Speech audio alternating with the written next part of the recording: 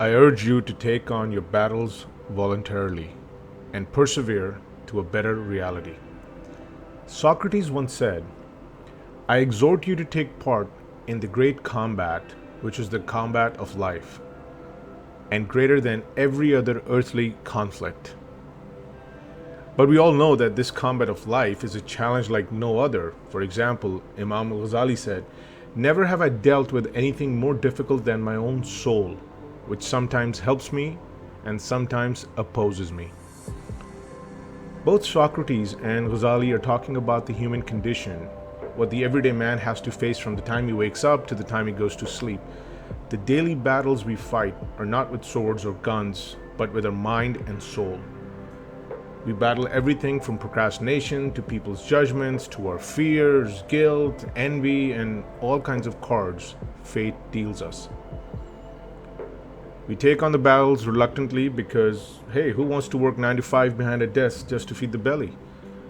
Or why would we sit through monotonous lectures for decades to finally acquire a piece of paper that says we know the difference between right and wrong? We know that life is not a bed of roses and we have to seek education and a well paying job to eventually avoid the grips of misery and dependence on others. So we do what we do. But like I said, most do this reluctantly and painfully and resentfully. George Bernard Shaw says, just do what must be done. This may not be happiness, but it is greatness. And this really is my point. We are here alive today. For how much longer, who knows? But while we are here, there's air in our lungs.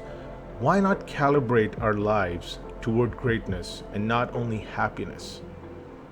Why not fight these battles to be great? Building and living a great life is a lot of work, obviously, and a lot of sacrifice, but it is also the most meaningful of existence. That is why Socrates insists that we step up to take on this great combat.